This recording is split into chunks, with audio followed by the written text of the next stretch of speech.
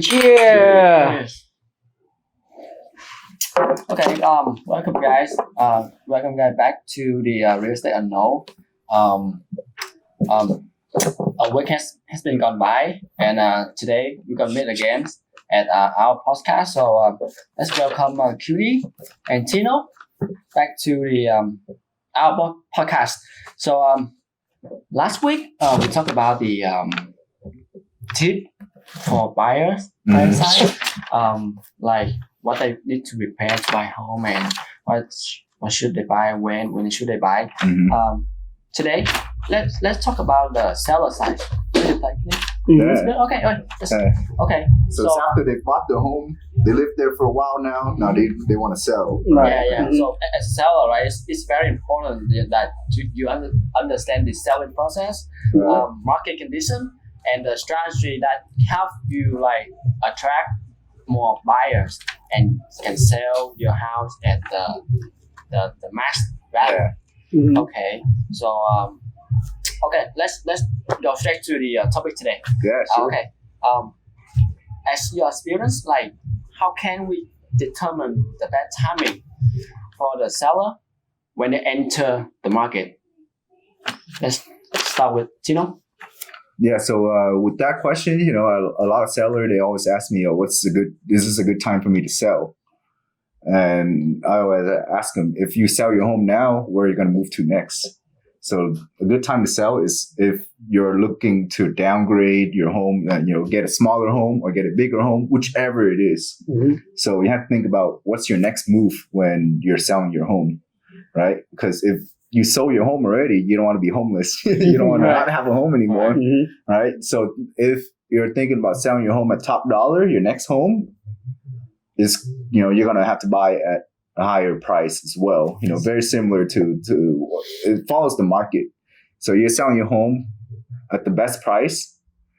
The next home that you're buying, you're also buying at a high price as well. And if you're selling your home at a low price, yeah, of course, the next home you're selling is going to be at a low price because it depends on the market, right? So it's always really depends on the seller and their profile, what they need. I see. Yeah. Their plan, right? Their purpose. Their plan, their purpose. Like, are they selling to move out of state? Are they selling to downsize? Are they selling to upgrade? A lot of factors. So so the best timing is depend on the situation. I noticed that you talk about like a seller they just like own one house and they want to like buy another house. But what if the seller is an investor? Like they own multiple houses. So what's your suggestions on that? So multiple houses, they're an investor. They're looking to diversify their portfolio to buy different things. So let's say they see that the single family market's hot right now. They can sell their home. They're single family, wanted a single family in their portfolio and maybe move to apartments. Something like a fourplex, duplex, whatever it is, fiveplex, And with that, it's really depends on the funds that they have. And of course, the more doors that you own as an investor, the more cash flow you're going to get from renting all those doors out. And, it really comes down to if you have that time to do the 1031 exchange. Right? Because most investors, when they want to sell something in their portfolio, they want to defer that tax by doing a 1031 exchange. And 1031 exchange has a short timeline, has a timeline that you can't wait forever. Right. If the timeline expires, you can't do it anymore. Right. Because they when you sell the house, right, you have like 60 days. I remember last time we did a 60 day, right? Yeah. And then in 60-day window, you have to find another property. Right, and then if you miss that window, and then you can't get that exemption. You can't get the exemption. Yeah. Anymore, so with 1031, should we do a podcast on 1031 exchange sometime? I think the future will definitely do one. Because that's very interesting. It's a very interesting idea, especially for investors. Right.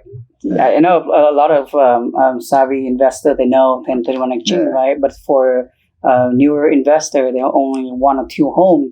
That would be the good resort to take a look at the one exchange option. Yeah. All right. Okay. Yeah. So you wanna say something? Yes, I think back to your question, I think for investor, they're different than regular seller, right? Mhm. Because they're not in a rush, right? They have Right. time, right? So that's why they can time the market. Let's say if the market like inventory is too high, a lot of people of house for sale out there, so maybe they can hold up a little bit, right? But if Yeah. inventory is low, market cut up really hot, and they can put up the home for sale and wait for a little bit and buy a next house, Right. right? Yeah. Because not like a typical seller, because they move because they have the reason. Maybe the Mhm. kid they need to move because of school, right? Yeah. And then they have to move fast in the window, like in the summer, right? They only have like 3 months, right, Yeah. to move if they pass, and then they can't move, right? Yeah. So that's why different than investor. Yeah. So if you ask that when is the best time to buy, that will depend on your situation. Yeah, very depends on your situation. But Mhm. but I say the best is when the inventory is low. Mhm. Because when your house goes on the market, inventory is low. You're the only house on the market, Right. right?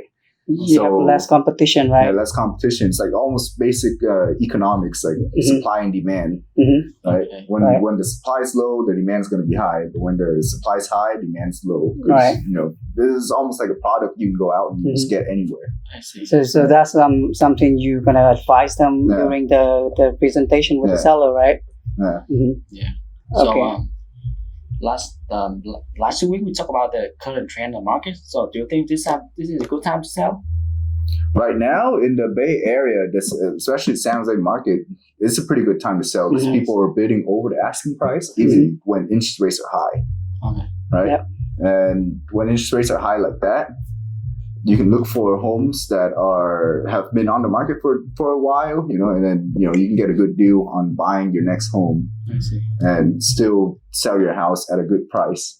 It also depends on how you market the home, your Mhm. preparation and all those things combined. Let's talk about that. So what factor should the seller consider when they determine the listing price when they put it in the market? Let's start with Cutie. For the listing price, it depends. Of course, when we have a meeting with the seller, we always comes with a comparable, Mhm. right?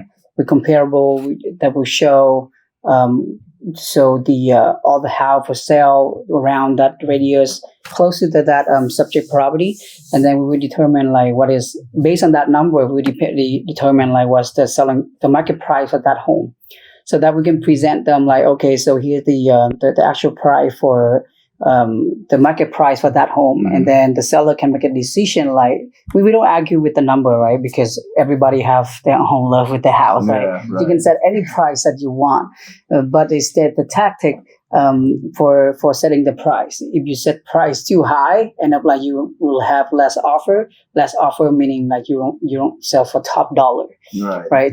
The thing is, we always create the market for that house by bringing as much as offer possible, Yeah. right? So that That's the you may create like we create like multiple offer Yeah. situation, so that will create higher price, right?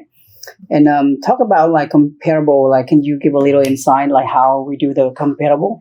So comparable, me myself, I do it in the radius of the neighborhood. Yeah. So if I see like anything over on a big street, I don't consider that a comparable because like once you cross the big street already, the house could be in a different school district. Right. The A price lot of different, right? factors, Mhm. like even elementary school districts, Mhm. like different, and then the age of the home is different as well. Mhm. Other factors that I take into consideration is the status, right? So we look into sold homes, pending homes, and then active homes. Now the sold homes are very realistic, like a realistic number of what the home could sell for, Mhm. because that home already sold. It's like a solid data, Right. right? And for something that's pending, it hasn't closed yet, so we don't know exactly what the price they sold it at.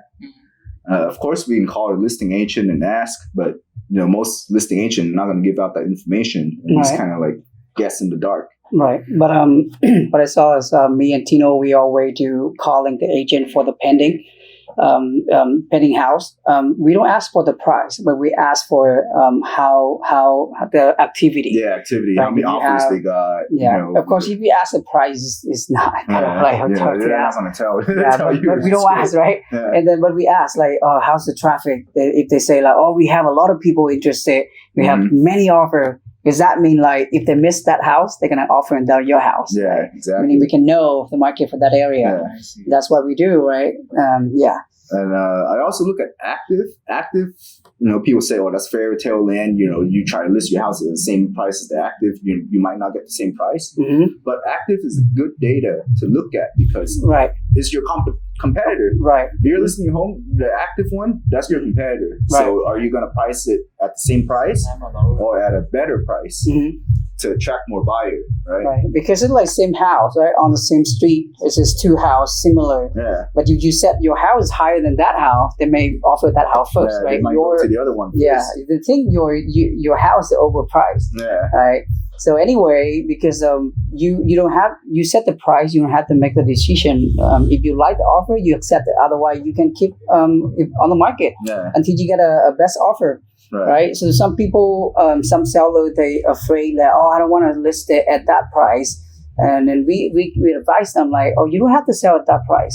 That price is kind of the price you attract the like realistic number. Mhm. So that's you can attract more buyer and you can get more offer and you're gonna get like higher purchase price, right? So because you don't have to sell if you want, right? Yeah. Nobody forced you to sell. We don't force them. We don't force the seller to sell. Yeah. You know, like the seller make the Yeah, decision. you like it, you accept it. Yeah, Otherwise, we're we to keep advise sell them. it. Right? I see, I see.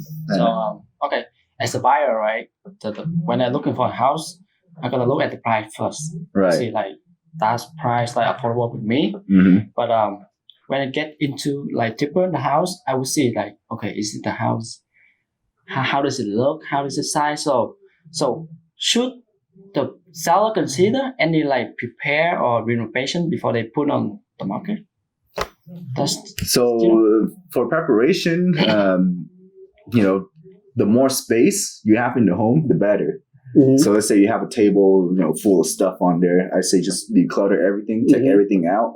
You have your kitchen, got countertop, and you have like Full stuff, full of cooking stuff, full of right? like appliances. But that's how we live, you know. Like Yeah. when we live in a home, it's different than Right. when we're selling a home. Yeah. We're marketing it for sale. Hmm. So I say for preparation, just declutter is the most important thing. Yeah. Is to get everything Yeah.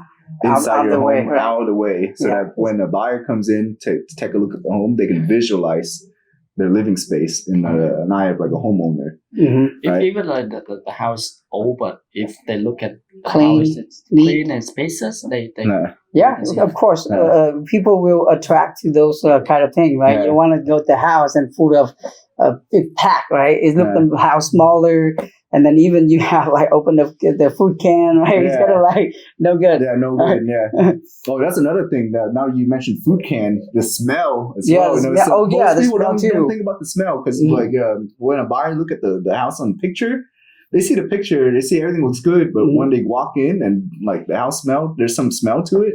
Yeah, that's It's the gonna be a turn off for the buyer. right. It's So- the first impression, right? Yeah, first impression. You walk in, you smell like you have a good smell, everything clean, Yeah. neat, right? Yeah. It make you a good impression. So that you may like consider, oh, I just see the dirty house over there, Yeah. but this one look good. But even the same price, I would offer Yeah. this one first, right? Yeah. Five senses.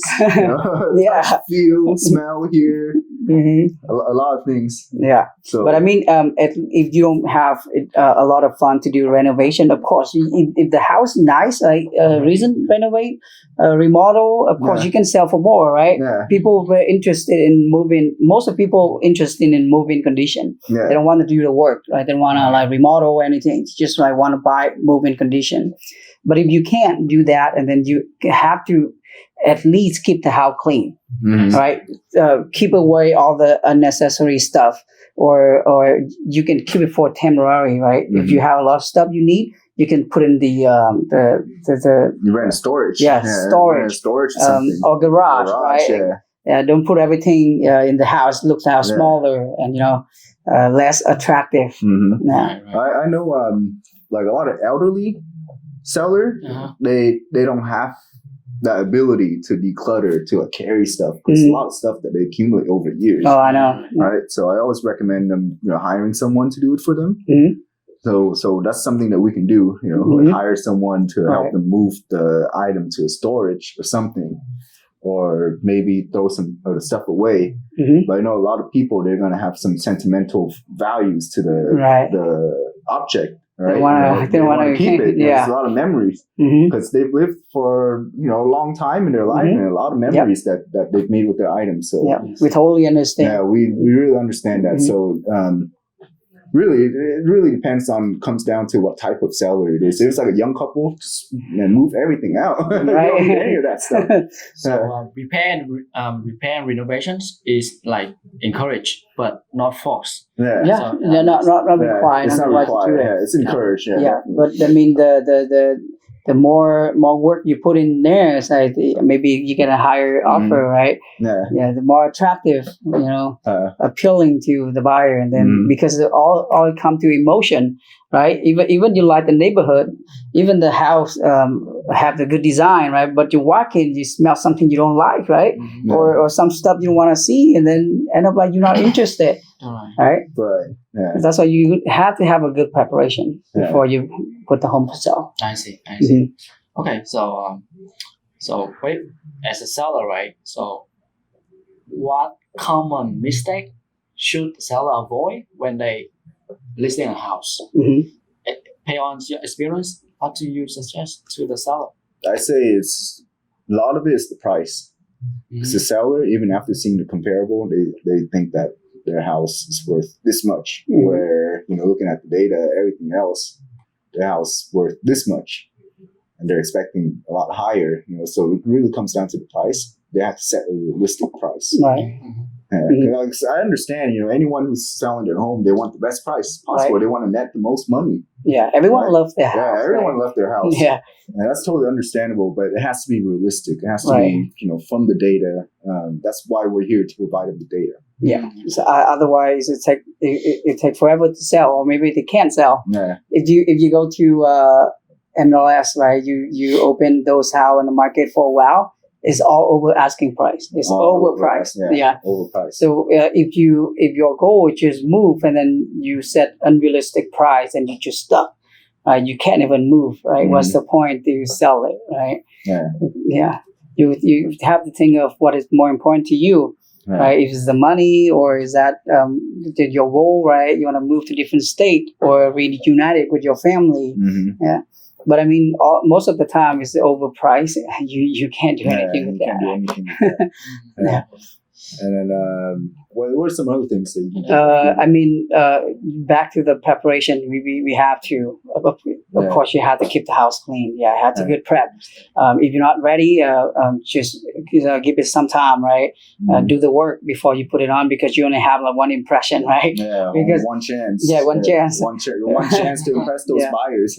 Because like look at those house in the market for a very long time, right? Yeah. Let's say like 2 months, 3 months, right? Mhm. Even though there's nothing wrong with the house, but because of you don't do good preparation, and then end up like it take forever to sell, right? But if the longer you keep the house in the market, the less interested people are gonna be, right? Because remember, like they're gonna think of what the reason they're gonna think of, like what's wrong with this house? Yeah, is something Like, wrong, right? Something wrong with this house? Even though there's nothing wrong. Yeah. There's nothing wrong. Can you Correct. add something in there? Yeah. Mhm. So let's say like I'm a seller, but in the meantime I also the buyer.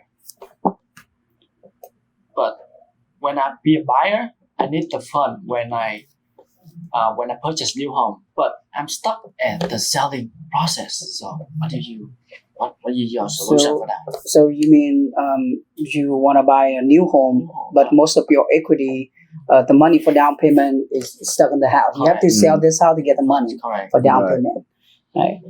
So there are a couple of options for that. What I see a lot is getting rent back, being able to negotiate a rent back Mm-hmm. term with the buyer. Mhm. Whoever's coming in to buy your home, let's say they want to close escrow within 30 days, right? And the rent back, what that does is it allows the seller to stay back even after the close escrow for Mhm. another 29 days. or 60 day. 45, 60 day, whatever it is, whatever terms that you come up with, right? And then there are different paperwork documents that, that we give them to sign to deal with that.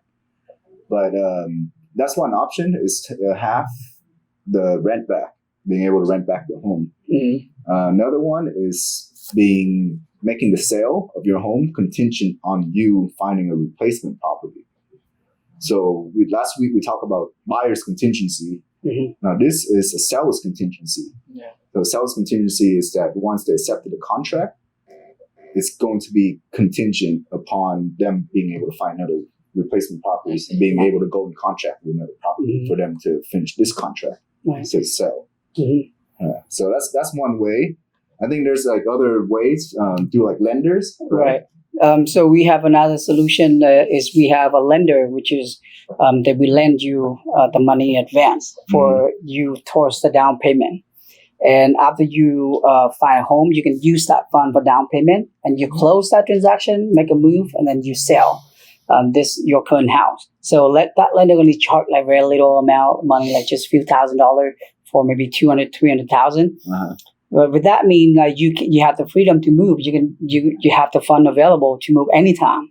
You don't have to sell now and rushing to buy a new property, replacement property, right? You always have that fund available because you're gonna make like wrong decision, or you may have to pay more than you're like overpaying because of your time is short. Right, but if you have that fund available, and then you have a lot of time, go out to find the right home and make the right decision. You even though it costs some money, but if you look at the bigger picture, that may save you a lot of money. Right. But we have the solution. We have done that the transaction before. That's seller is so happy. You pay for what you get.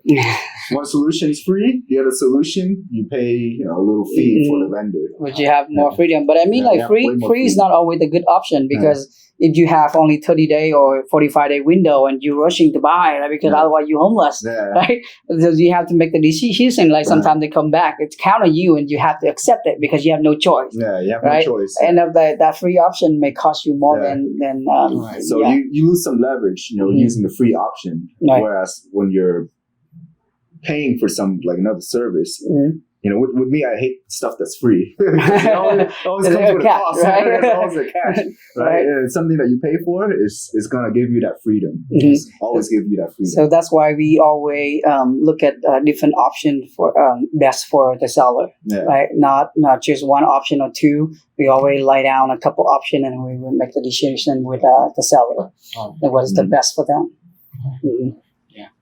So thank you guys. Very good talk today, and I think that should be it for this episode.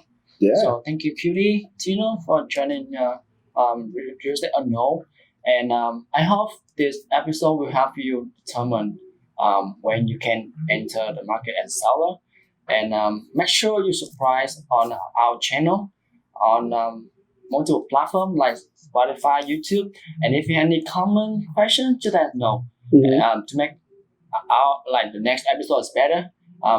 Your advice, your comment is valued to us. So we wrap up today, and we'll see you next week. Thank you guys. All right. See you guys. Cheers. Cheers.